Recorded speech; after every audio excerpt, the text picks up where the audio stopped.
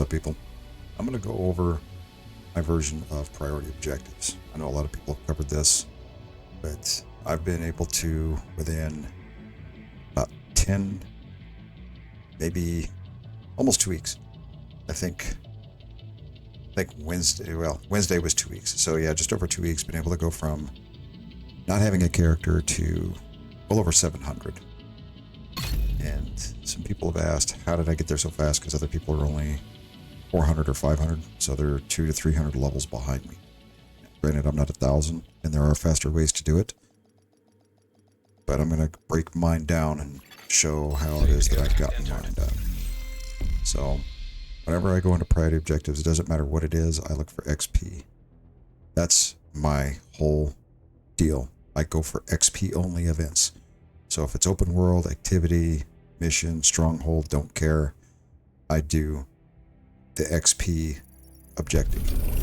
So secure a dark zone drop. Alright.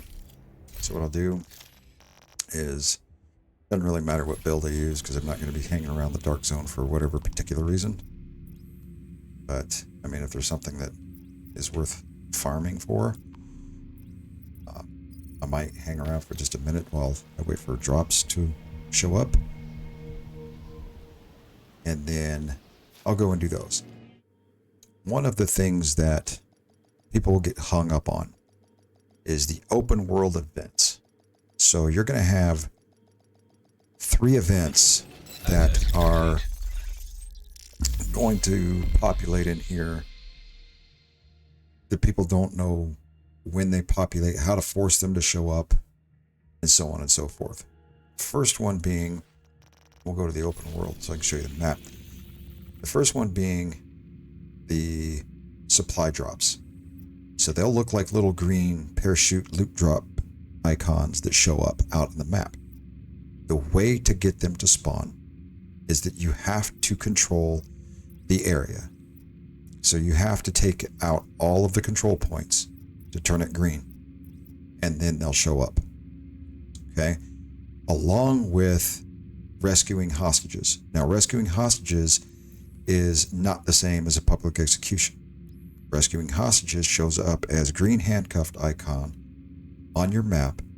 It is timed about every half an hour, and it only shows up in green controlled areas, specifically with more buildings. So East Mall and West Potomac are not good maps to control for those.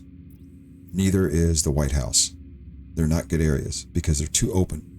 You need a lot of buildings so that they have somewhere to hide or secure the hostage. The 2 best ones that I've run into is Downtown East and Downtown West. Those are the 2 that will populate the most. They will spawn in Constitution Hall, but rarely because there's only this one building in the center and then a few at the top or the north end.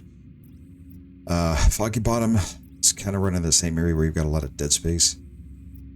Now, you can get them in West End and you can get them in Judiciary, but the strongest ones that I've run into, like I said, are Downtown East, Federal Triangle, and Downtown West. Those are the ones you can get to spawn the most. The other one is a little bit more of a hassle, and they always make you go for 2, and that's elite patrols.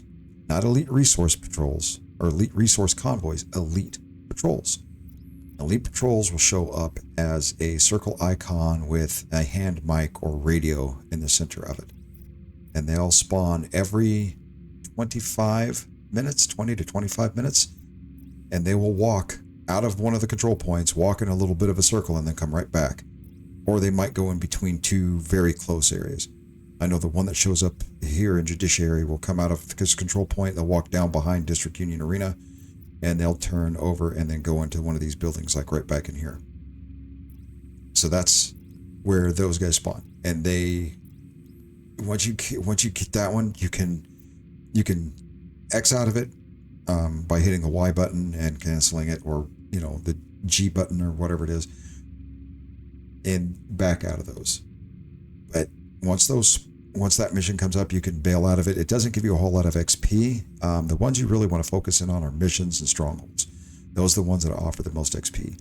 The summit, if you get that one, just go up here to the summit, knock out 3 floors on any difficulty. I tend to pick either heroic or legendary just because the XP bonus. And then level up the one loop of the descent, which is actually pretty easy and pretty quick. And you get a lot of XP. And you get resources for the bench, the descent bench, where they have the exotic rifle you can buy for, I think it's 350 credits and tokens. So there's that option. On top of those is you got to be careful because some of them will send you to New York. I try to avoid going to New York at all costs simply because it's just boring. Now, this is only going to happen for a little bit of time until the 27th. So you'll have until Tuesday next week when the reset hits, and then the DLC is out, and some of the stuff is going to change, along with not being able to farm your watch anymore. So for those of you that have the watch and you have the extra characters, man, get it in while you can, and get those expertise levels up. Hopefully they change the DZ the way they said in the stream.